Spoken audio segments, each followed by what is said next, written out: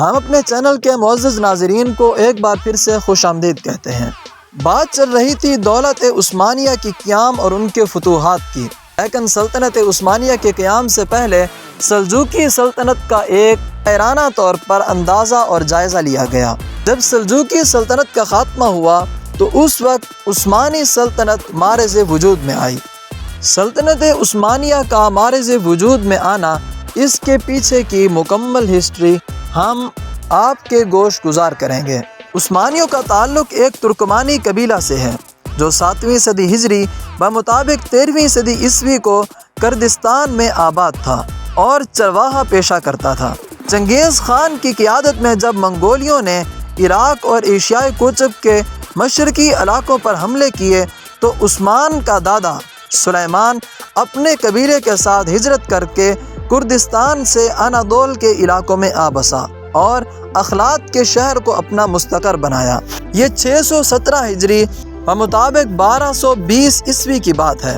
سلیمان 668 ہجری بمطابق 1230 عیسوی کو فوت ہوا اور اس نے اپنے منجلے صاحبزادے ارطغرل کو اپنا جانشین مقرر کیا۔ ارطغرل انادول سے شمال مغرب کی طرف مسلسل بڑھتا رہا۔ اس کے ساتھ تقریباً 100 خاندان اور 400 سے زائد شاہ سوار تھے۔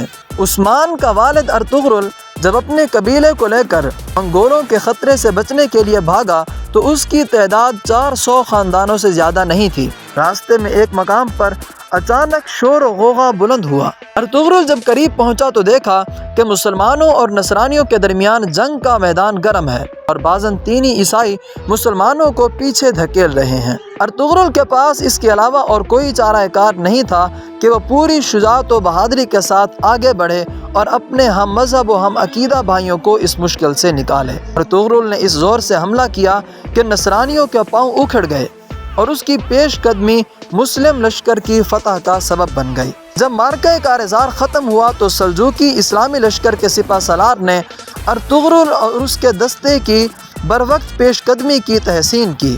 انہیں رومی سرحدوں کے پڑوس میں انادول کے مغربی سرحدوں میں ایک جاگیر عطا کی اور اس طرح انہیں موقع دیا کہ وہ رومی علاقوں کی طرف پیش قدمی جاری رکھتے ہوئے سلجوقی سلطنت کی توسیع کا موجب بنے۔ سلجوقیوں کو ارطغرل اور اس کے قبیلے کی صورت میں ایک طاقتور حلیف مل گیا جس نے رومیوں کے خلاف جہاد میں ان کا پورا ساتھ دیا۔ اس ابھرتی ہوئی سلطنت اور سلاجقہ روم کے درمیان ایک گہرا تعلق پیدا ہو گیا جس کا سبب رومی تھے جو ان کے مشترکہ دشمن تھے اور عقیدہ و مذہب میں دونوں کے مخالف تھے۔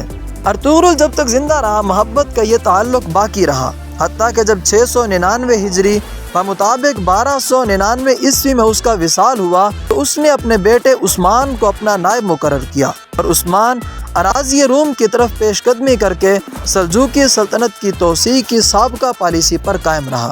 656 ہجری بمطابق 1258 عیسوی کو ارطغرل کے ہاں ایک بیٹا پیدا ہوا۔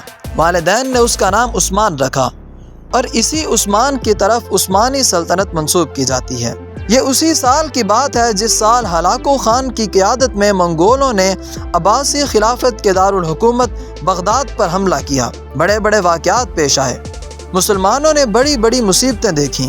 ابن کثیر لکھتے ہیں کہ وہ شہر کی طرف پلٹے، مرد، عورتیں، بچے، بوڑھے، جوان، ادھیڑ عمر، الغرض جو بھی ملا اسے قتل کر دیا۔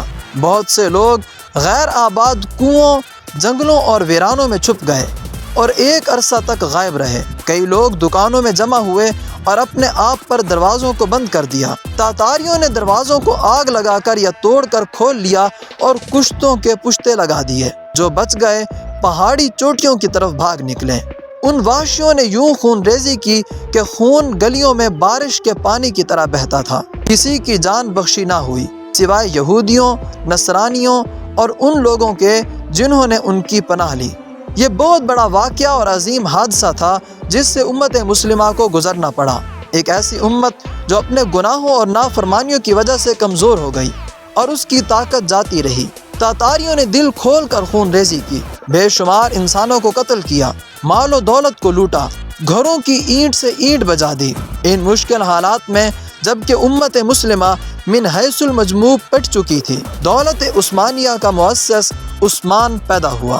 یہاں پر ایک نہایت ہی لطیف نکتہ موجود ہے، اور وہ یہ کہ امت مسلمہ جب ضعف کی انتہا کو پہنچ چکی تھی، وہاں سے اسے دوبارہ عروج حاصل ہوا اور وہ عزت و کامیابی کی انتہائی بلندیوں کی طرف پرکشا ہونے کے لیے تیار ہو گئی۔ یہ حکمت خداوندی ہے، وہ جیسے چاہتا ہے ویسے ہوتا ہے، اس کا حکم نافذ ہو کر ہی رہتا ہے۔ اللہ تعالیٰ کا فرمان ہے کہ بے شک فرعون متکبر و سرکش بن گیا سرزمین مصر میں، اور اس نے بنا دیا وہاں کے باشندوں کو گروہ گروہ۔ وہ کمزور کرنا چاہتا تھا ایک گروہ کو ان میں سے، ذبح کیا کرتا ان کے بیٹوں کو اور زندہ چھوڑ دیتا ان کی عورتوں کو، بے شک وہ فساد کرنے والوں میں سے تھا۔